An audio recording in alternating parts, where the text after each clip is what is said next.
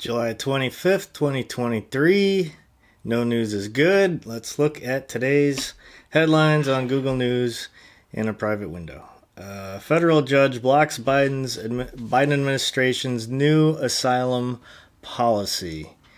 So let's see. Major blow to administration. Yeah, I mean, this. I'm like pro immigration. It definitely helps our economy. But I think our enforcement of it is very inequitable, let's say. Because, American people don't want to do a lot of agricultural work. So it's necessary to have immigrants. However, we're facing a climate crisis. It's going to be going on for probably 100 years or more. So, yeah, immigration's going to be it's going to be the only issue for a long time. Well, food too, because climate migration, it's happening already, especially in Europe. And it's going to continue to drive nationalism and autocratic governments, and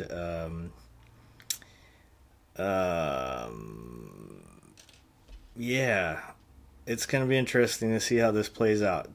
I mean, imagine you have half of the habitable space in the world becoming uninhabitable. Maybe not half, who knows. You're going to have a lot of migration, and it's going to be so I can't even take a side on this one because it's such a complex issue that I don't think that there are ideological solutions to it. I think there are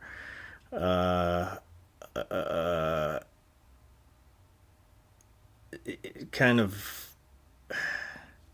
you kind of will have to do it in a calculated way, because as resources get more, the resource being habitable land in this case, as the resource becomes more scarce, it will become more important to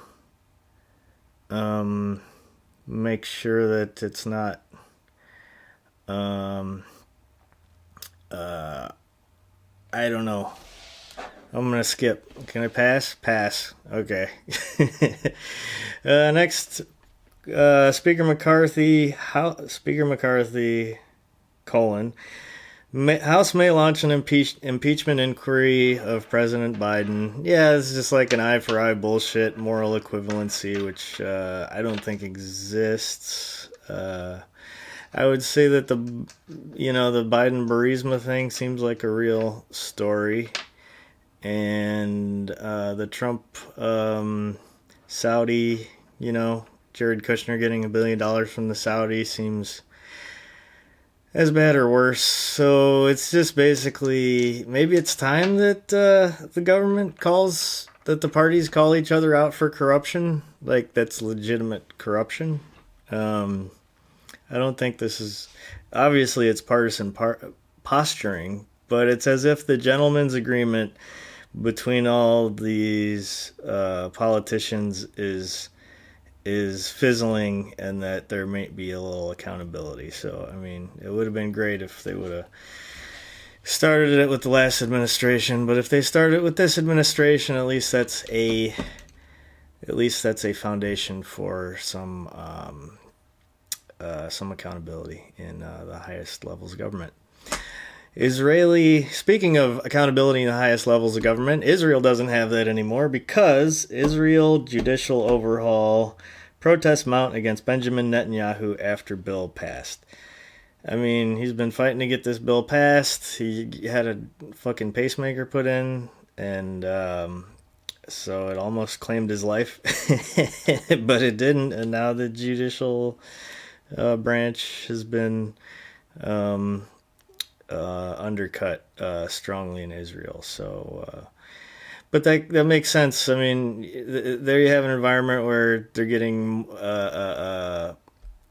when you have people feel more threatened, more afraid, they lead on the daddy figure, the autocrat, the Kim Jong Un, the Putin, the Benjamin Netanyahu in this case, and you know, the Israelis probably didn't need to be as afraid of the Palestinians as they are, but since Netanyahu got them afraid and keeps attacking them and escalating tensions and escalating with Iran, they have manifested the fear that their greatest fear, and I don't know if that has any hope of subsiding in my lifetime. What I think was a big miscalculation by the Netanyahu government is both the Democrats and Republicans used to support Israel unquestioningly, but then they came out. I think Netanyahu gave a speech supporting Trump or something like that. Anyway, that was the optics. And so they alienated Democrats, and there are a lot of Israelis that are dual citizen, you know, like American Democrats, and so anyway, they politicized their support from this country, so that means that Biden and other Democrats will support Israel less, because like they named a fucking airport after Trump, for God's sakes. So why they did that, I don't know. Maybe they thought Trump was going to be emperor and they wouldn't have to worry about it. Anyway, all right, last one.